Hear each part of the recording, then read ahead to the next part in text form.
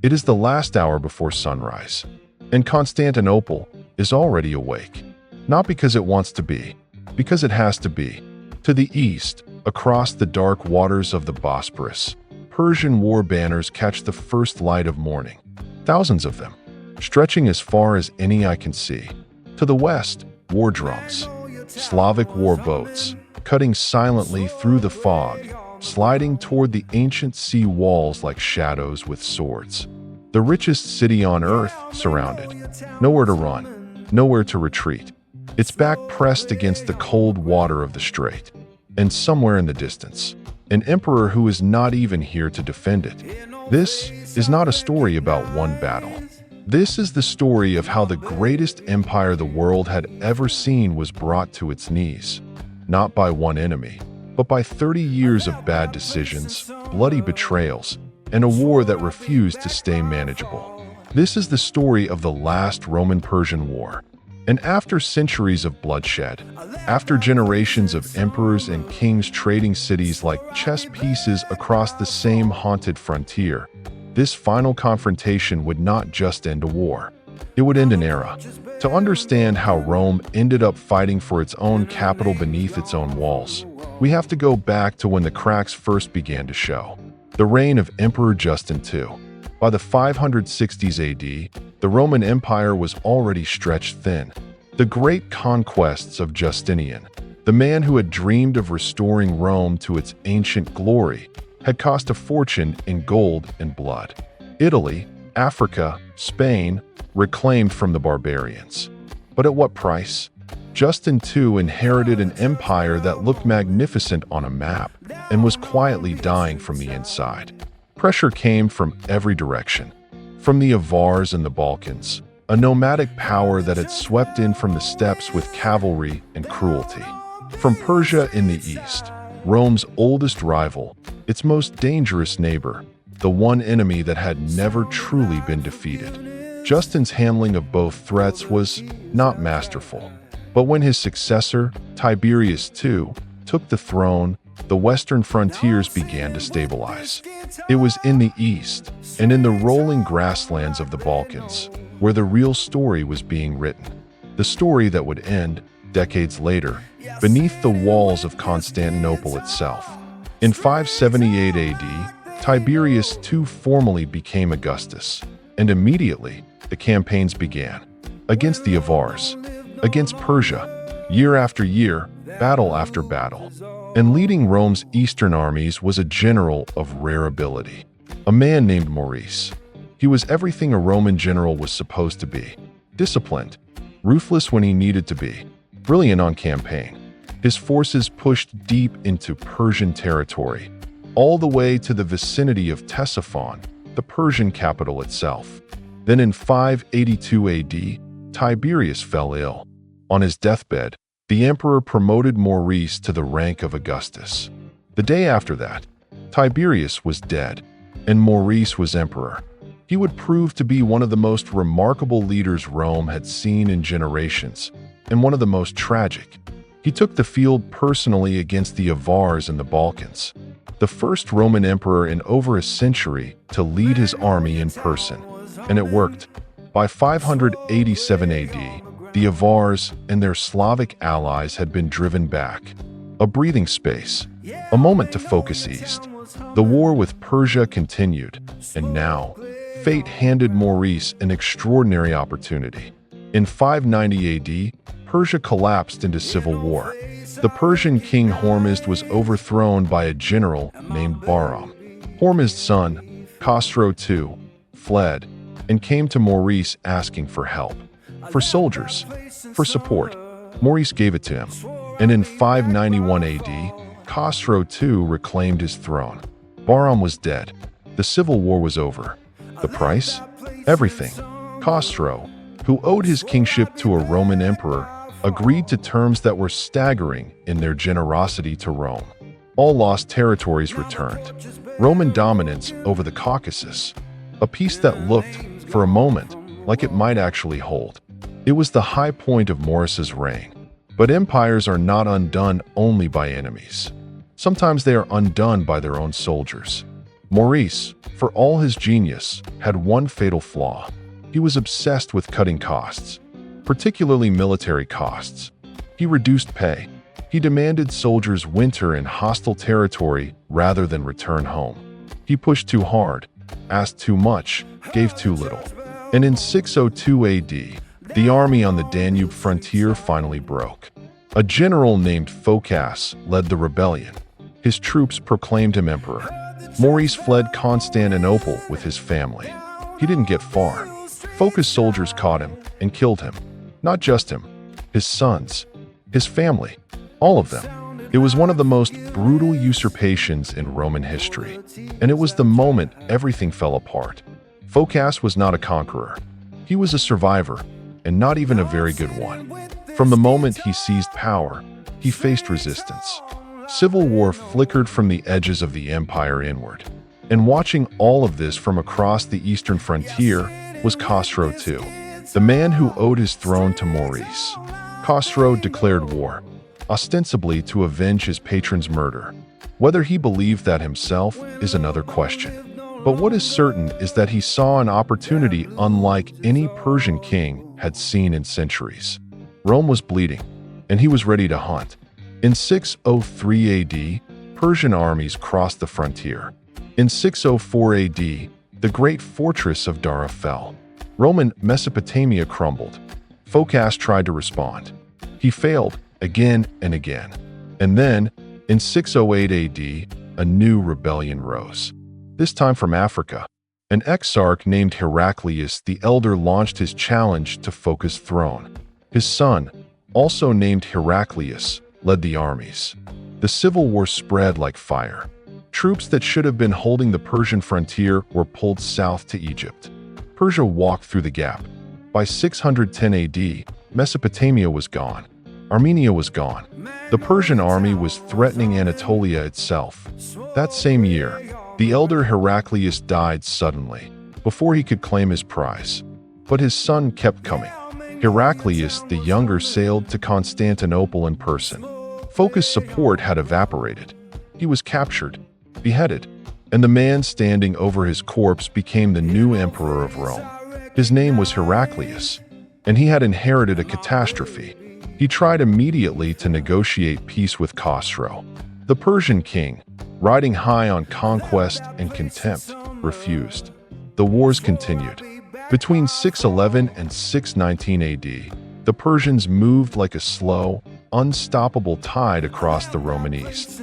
The Caucasus, the Levant, Syria, Palestine, Egypt, all of it gone. And in Jerusalem, in a moment that struck Rome like a physical blow to the chest, the Persians took the true cross, the holiest relic in Christendom, carried off to Ctesiphon as a trophy. The front had narrowed to Anatolia.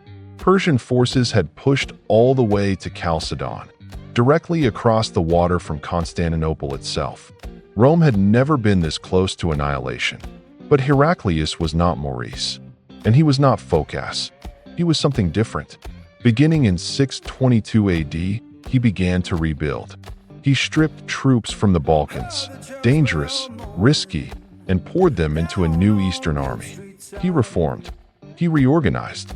He led from the front. There were setbacks. In 623 AD, his attempt to negotiate with the Avar Khagan ended in ambush. He barely escaped with his life. The Avars were not going to be neutralized by diplomacy. But in the east, slowly, painfully, the tide began to turn. His reorganized forces stabilized the Anatolian frontier. Roman armies started winning again. Small victories, then larger ones. Confidence returning. Meanwhile, on the western edge of the empire, the Visigoths resumed their old attacks in Spain. In 624 AD, the last Roman foothold there was finally lost. Heraclius barely noticed. He had far larger problems to the east. Because now, the storm was coming to Constantinople itself. The year is 626 AD. The Avars and the Persians had finally done what no enemy had managed before. They had coordinated. The Avar Khagan marched on Constantinople with an army reportedly numbering 80,000 men. Slavic warriors, Avar cavalry, siege engineers, the full weight of the northern steppe thrown against a single city. At the same moment, across the Bosporus, at Chalcedon, the Persian general Sharbaraz waited with his own army. The plan was simple and terrifying. The Avars would breach the land walls. Persian troops would cross the water and strike from the other side. Constantinople would be caught in a vice. And Heraclius? He was not there. He was in Anatolia with the main field army, trusting the city to a garrison commander named Bonus and the patriarch Sergius, the spiritual leader of the city, a man who understood that faith, too, is a weapon. Constantinople, however, was not an ordinary city to besiege. It was built on a peninsula, sea walls on two sides, the Roman navy patrolling the waters, and on the land side, the Theodosian Walls. Layer upon layer of stone and mortar, centuries old, never once successfully breached. They were not just walls. They were a statement. You will not pass. The Avars built towers, battering rams.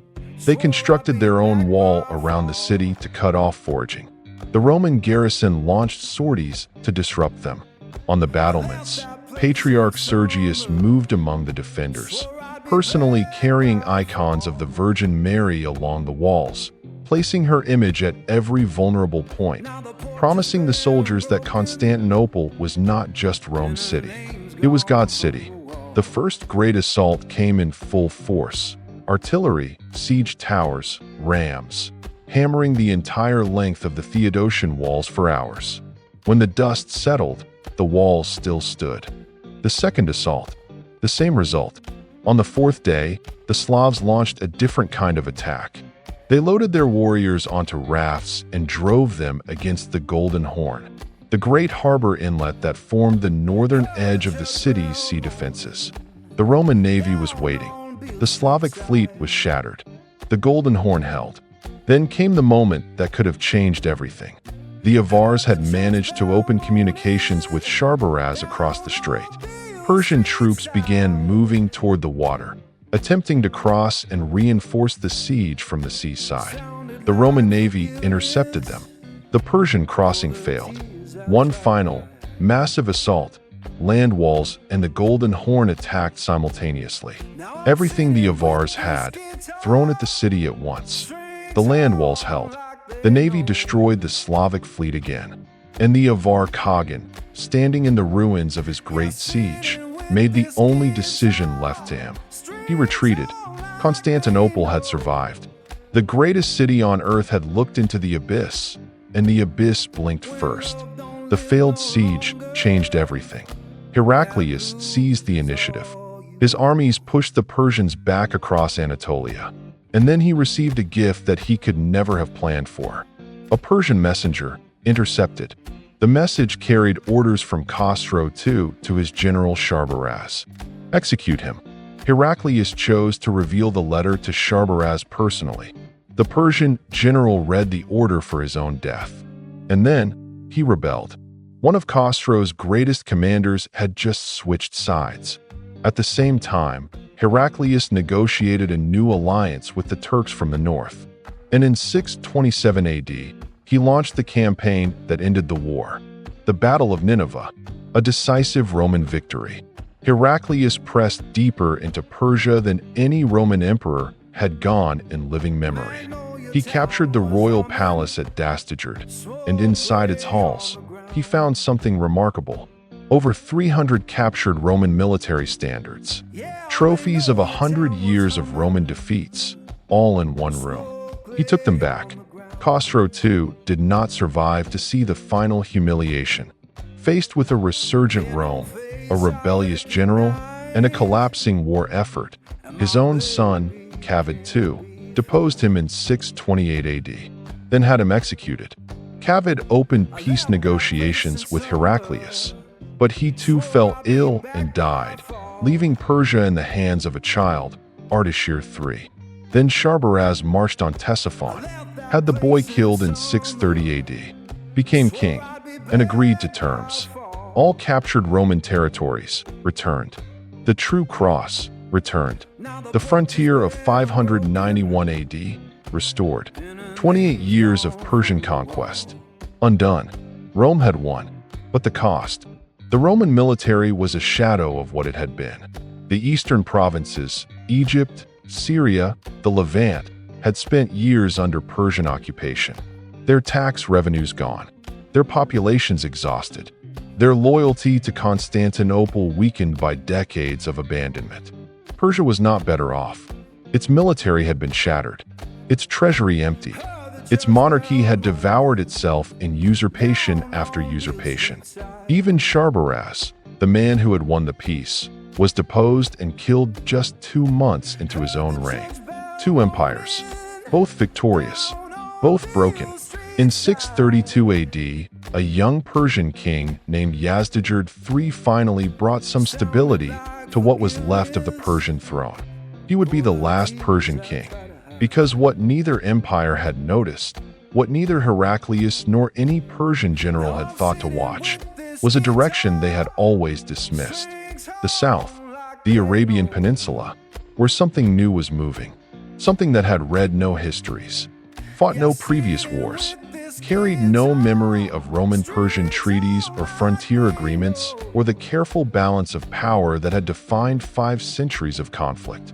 Something that would arrive, soon, and consume both empires at once. The last Roman-Persian War had ended, but history was only just getting started. 2 empires fought for a century, and in the end, both exhausted themselves in a struggle that neither truly won, only survived. Constantinople stood, but the world it had fought to preserve was already changing beyond recognition. Some victories come too late to matter, and some walls, no matter how strong, cannot hold back what is coming next. History never dies. It only waits to be told again.